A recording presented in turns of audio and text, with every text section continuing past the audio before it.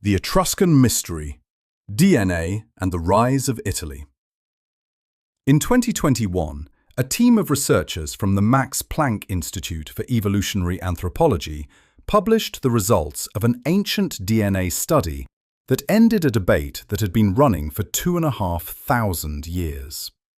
The subjects were the Etruscans, the civilization that dominated the Italian peninsula in the centuries before Rome became a world power, and whose origins had been argued over since at least the 5th century BC.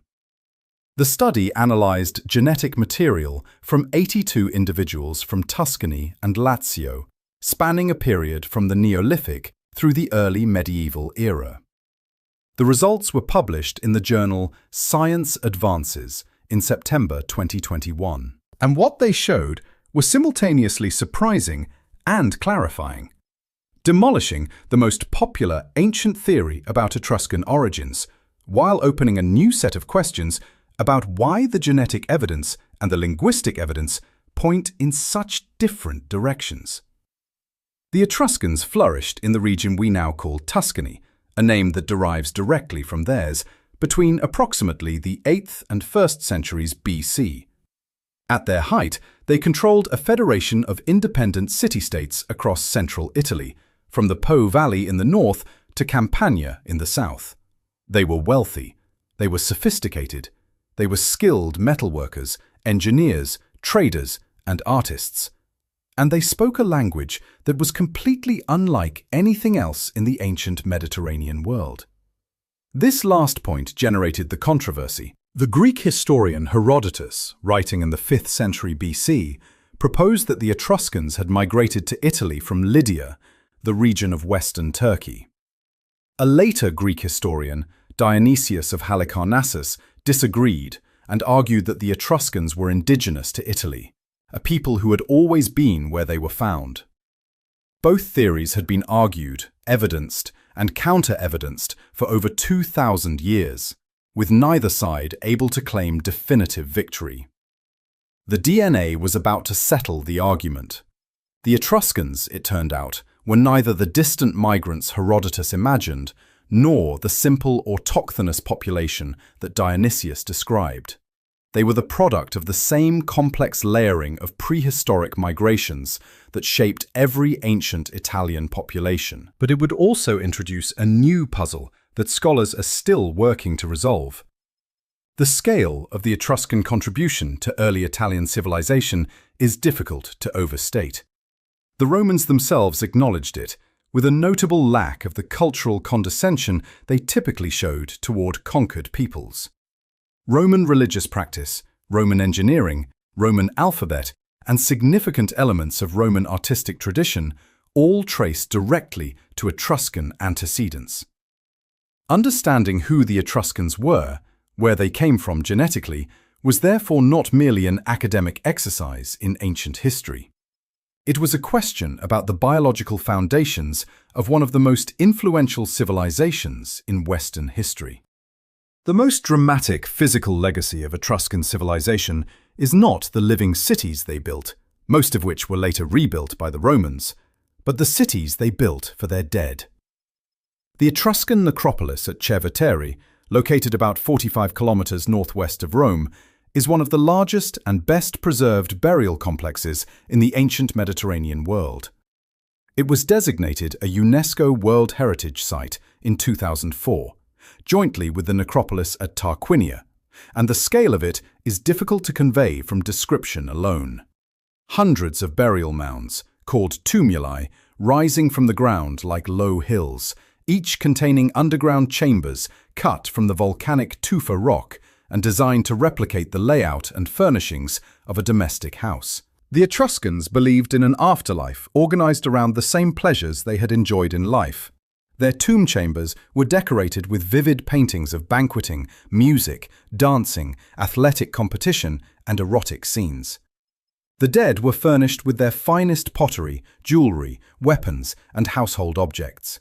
Married couples were frequently buried together, including on the famous sarcophagus of the spouses, a terracotta sculpture showing a husband and wife reclining together at a banquet, rendered with an intimacy and realism that was unusual in ancient funerary art.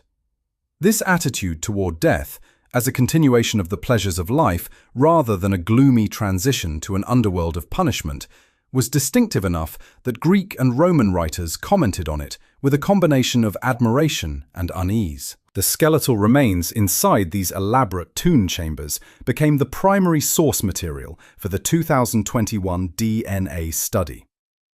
The extraction process focused on the petrous bone of the inner ear, which preserves ancient DNA far better than other skeletal elements in the warm, occasionally humid conditions of Italian caves and burial chambers. The quality of the ancient DNA recovered from the best preserved specimens was sufficient for whole genome analysis, providing a complete picture of each individual's genetic makeup rather than just selected markers. The Tarquinian necropolis, Cerveteri's sister site and co-holder of UNESCO World Heritage status, contains the finest collection of painted Etruscan tomb chambers in the world. Over 6,000 tombs have been identified at the site, of which approximately 200 contain substantial painted decoration. The range of subjects depicted across these paintings provides an unparalleled window into Etruscan daily life, religious practice, and aesthetic values, a visual archive of a culture that left no literature of its own. The 2021 study's results were specific, statistically robust, and conclusive on the primary question. The Etruscans did not come from Anatolia, from modern Turkey, as Herodotus had claimed. Their genetic profiles showed no significant ancestry from Anatolian Bronze Age or Iron Age populations that would indicate a migration from that region in the time frame Herodotus described. The Herodotus theory, which had been the dominant ancient account and had been taken seriously by some modern scholars, precisely because Herodotus was often more reliable than his critics allowed, was simply wrong in its genetic specifics. The Etruscans also did not show a distinctive genetic profile that would set them apart from other Bronze Age and Iron Age inhabitants of the Italian peninsula. Their DNA placed them firmly within the genetic landscape of central Italy in the first millennium BC, which itself was a complex mixture of ancient European hunter-gatherer ancestry, Neolithic Anatolian farmer ancestry, and Bronze Age steppe ancestry that had arrived in waves over the preceding 2,000 to 3,000 years. In other words, the Etruscans looked genetically like their neighbors, the other Iron Age Italians, from whom they were culturally and linguistically distinct. This finding effectively confirmed the Dionysius theory over the Herodotus theory. The Etruscans were indigenous to Italy, not migrants from the east. They had been there for a long time, descended from the same sequence of population movements that produced the rest of the Italian population. But this answer immediately generated the question that the study itself could not fully resolve. If the Etruscans were genetically indistinct from their Italian neighbors, why did they speak a language that was completely unlike any other language in the ancient world? No known language, living or dead, is a demonstrable relative of Etruscan. It belongs to no identified language family. It had its own syntax, its own phonology, its own morphology, all unlike anything in Indo-European, Semitic, or any other language tradition that has been systematically analyzed. The DNA can tell us where people came from. It cannot, yet, explain why their language was unique. The current best hypothesis among linguists is that Etruscan preserves a language tradition that predates the arrival of Indo-European languages in Italy, a survival from the pre-Bronze Age linguistic landscape of the peninsula, maintained by a population that was genetically mixed with its Indo-European speaking neighbors, but culturally and linguistically resistant to the languages those neighbors spoke. The most socially shocking aspect of Etruscan civilization, at least from the perspective of the ancient Greeks and Romans who wrote about it, was the status of Etruscan women. In the classical Greek world, respectable women were largely confined to the domestic sphere. They did not attend public banquets, They did not dine alongside unrelated men. They were not expected to be literate.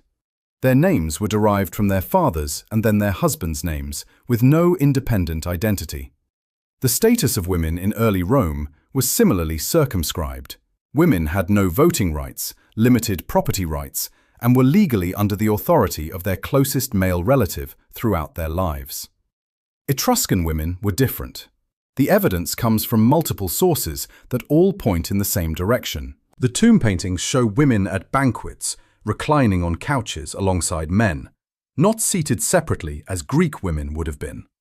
They are shown being entertained, drinking wine, participating in athletic and erotic scenes.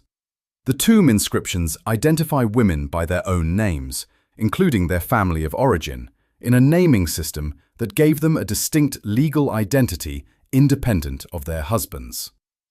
Literacy among women is evidenced by inscriptions that women produced. Property ownership by women is documented in legal texts. Ancient DNA analysis of the tomb populations at Cerveteri and other major Etruscan necropolis has contributed to understanding the structure of Etruscan family units. The genetic data is consistent with burial practices that treated women as socially significant individuals, whose connection to family lineages warranted formal documentation in the burial record, not simply as appendages to male relatives. Several high-status female burials show the genetic profile expected for a woman of the local elite population, with no evidence of lower status or marginal social position. This social organization was sufficiently alien to Greek and Roman norms that it generated hostile commentary. Theopompus, a Greek historian of the 4th century BC, described Etruscan women in lurid terms that almost certainly say more about Greek male anxieties than about actual Etruscan practice.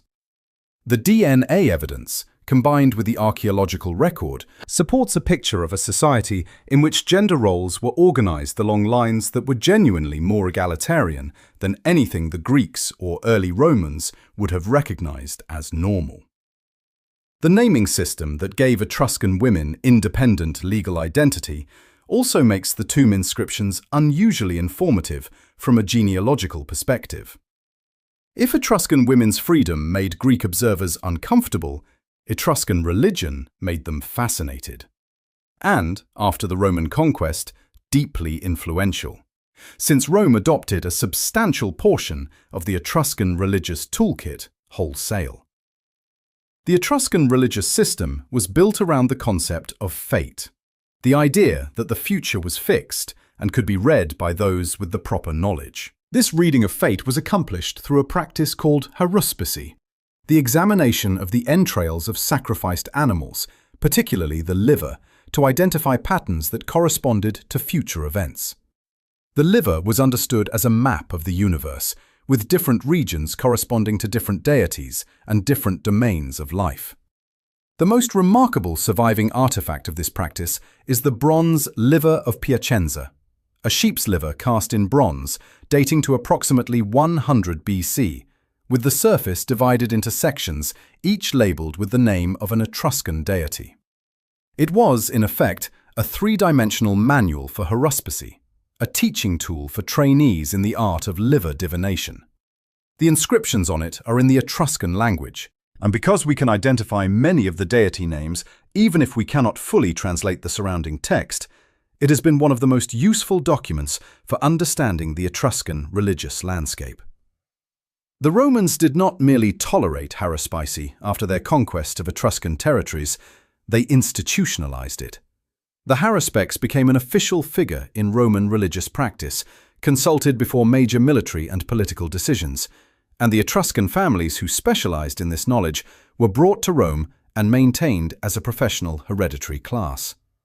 The genetic legacy of the Etruscans was thus present in Rome not only in the broader population, but in specific families whose professional identity was defined by their custodianship of Etruscan religious expertise. DNA analysis of sacrifice contexts, animal bone deposits from religious sites, has confirmed the presence of specific cattle and sheep breeds in Etruscan religious practice, that were consistent with the animals described in the ancient textual sources as preferred for haruspicy. The broader body of Etruscan religious texts, known collectively as the Etrusca Disciplina, was a canonical collection of sacred writings covering haruspicy, lightning interpretation, and the ritual organization of time and space. The Romans preserved summaries and excerpts from this tradition in Latin translation, but the original Etruscan texts have not survived. The Liver of Piacenza and the Zagreb mummy wrappings, the largest surviving Etruscan text, written on linen bandages used to wrap an Egyptian mummy, are among the few substantial Etruscan textual artifacts that remain. The Roman Republic and Empire are remembered as the civilization that built the roads, aqueducts, and monuments that still define the landscape of much of Europe and the Mediterranean world. What is less commonly acknowledged is how much of the technical foundation for Roman engineering was developed not by Romans, but by the Etruscans who preceded them. The arch is the most fundamental structural element of Roman architecture, the form that made possible the construction of vaults, domes, aqueducts, and monumental gateways. It was the Etruscans who developed the true voussoir arch in Italy, constructing arched gateways and drainage structures centuries before Roman engineers adopted and elaborated the form. Surviving Etruscan gateways at Volterra and other sites document this contribution directly. The Cloaca Maxima, the great sewer of Rome, still functioning today after more than 2,000 years, was originally constructed under Etruscan kings who ruled Rome in the 6th century BC. Tarquinius Superbus, the last king of Rome before the Republic was established, was Etruscan. The infrastructure of the city of Rome was substantially built under Etruscan supervision. The Roman alphabet itself descended from the Etruscan alphabet, which the Romans adapted to write Latin. The Etruscan alphabet was in turn derived from the Greek alphabet, but the specific letter forms that passed into Latin and eventually into every Western European writing system, including the one you are using to read these words, came through Etruscan intermediation. The letters A, B, C, D, and the rest of the modern Latin alphabet are all traceable to the Etruscan script. Ancient DNA analysis of individuals from the major Etruscan cities documents the presence of non-local genetic signatures consistent with craftspeople, traders, and workers from other parts of the Mediterranean world. The Etruscan cities were cosmopolitan in a way that the genetic record confirms, drawing skilled labor from across the ancient Mediterranean trading network. The Etruscan contribution to dental technology, documented archaeologically if not by ancient DNA, deserves specific mention. Etruscan dentists were pioneers in prosthetic dentistry, creating gold bridges and partial dentures from the 7th century BC onward. The recovered examples show a level of technical sophistication in gold wire bending and tooth attachment that required both metallurgical knowledge and dental expertise. Several of these early dental prosthetics have been found in female burials of high status, suggesting that dental aesthetics was considered an important element of appearance for elite Etruscan women. The cosmopolitan genetic profile of Etruscan urban populations, mixing local Central Italian ancestry with smaller contributions from Greece, the Near East, and North Africa, documents a commercial network that was genuinely global by ancient standards.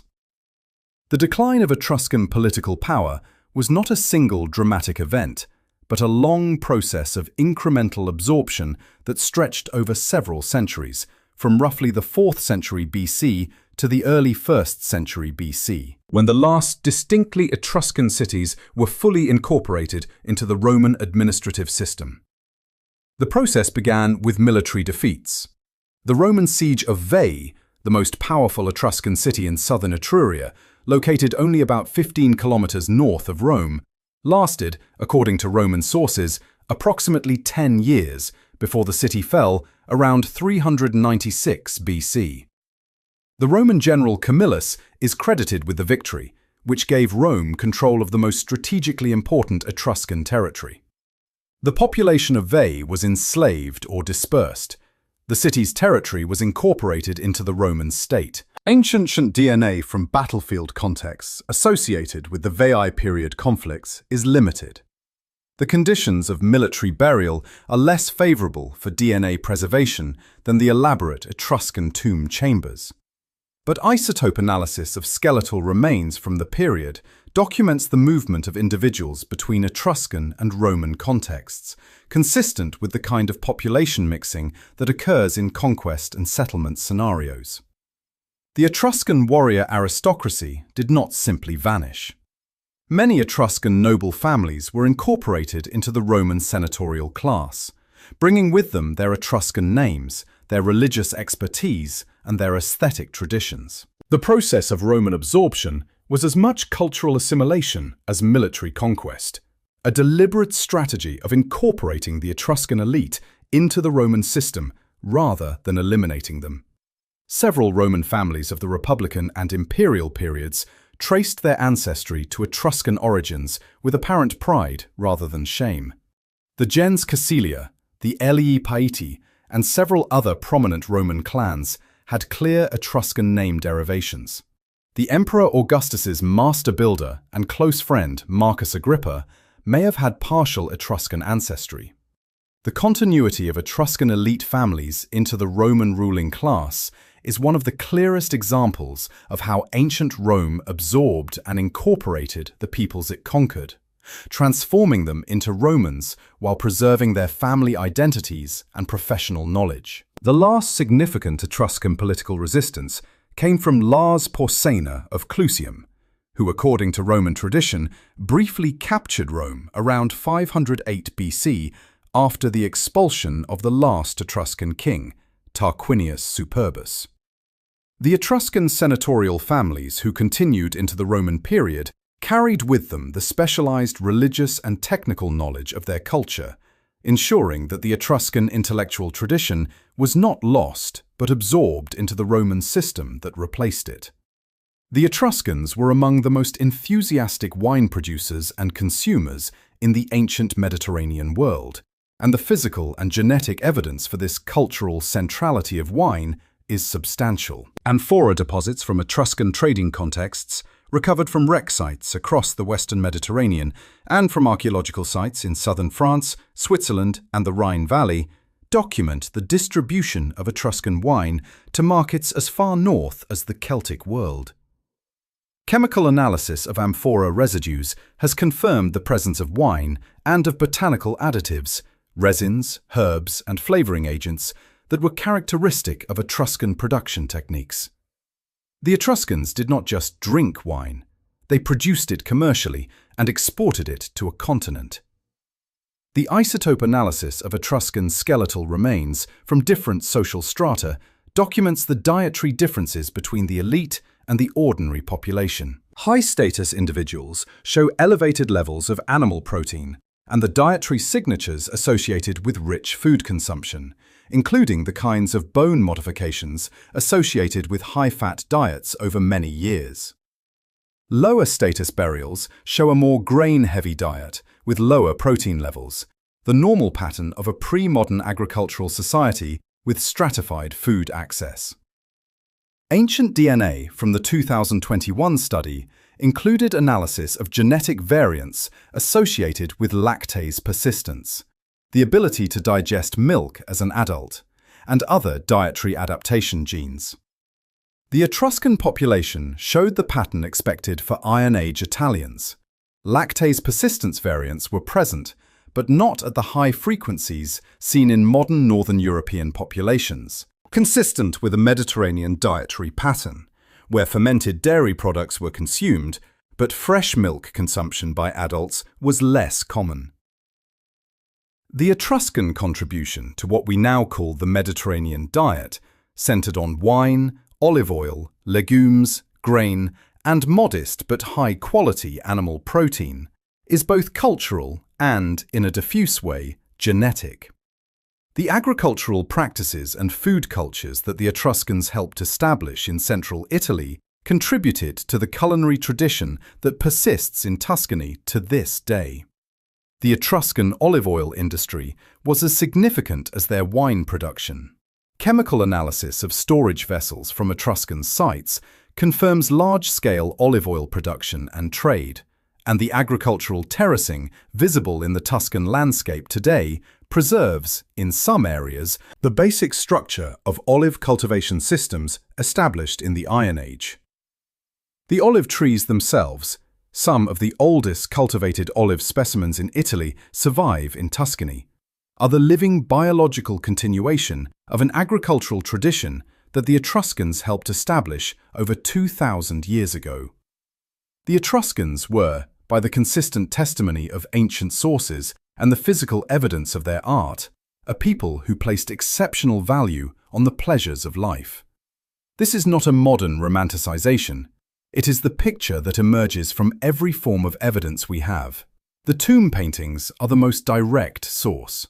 Across the major painted tombs at Tarquinia, the tomb of the leopards, the tomb of the triclinium, the tomb of hunting and fishing, and dozens of others, the scenes depicted are consistently joyful. Figures dance, play the double flute and the lyre, race horses, compete in athletics, feast, and make love, all rendered in colours that have retained much of their vibrancy after 2.5 millennia underground. Death was not depicted as a transition to suffering. It was depicted as a transition to more of what life had offered. The double flute, the aulos in Greek, the tibia in Latin, was the signature instrument of Etruscan music. Ancient sources note that the Etruscans played it in contexts that Greeks and Romans found excessive, not just at religious ceremonies and banquets, but at athletic training, at construction sites, and, according to one memorable ancient description, even when cooking and disciplining household slaves.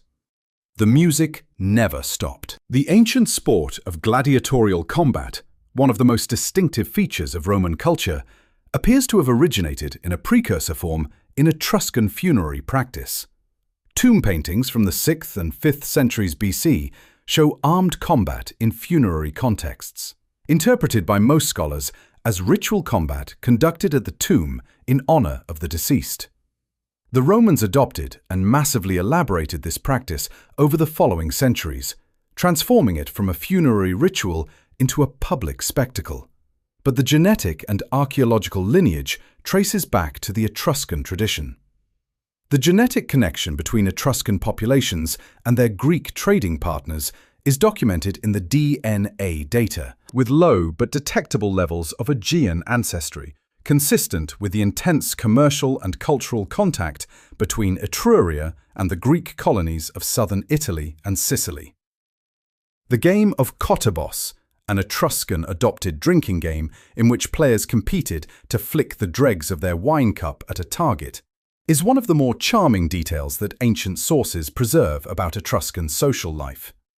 The game originated in Sicily and spread through Greek-Etruscan commercial contact, eventually becoming popular across the entire Mediterranean world.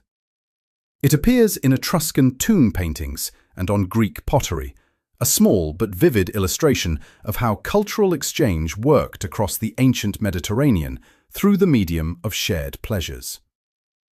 Let's bring the complete picture together, because the story of the Etruscans, as told by the 2021 Ancient DNA study and the broader body of evidence, is ultimately a story about how civilizations transform rather than disappear.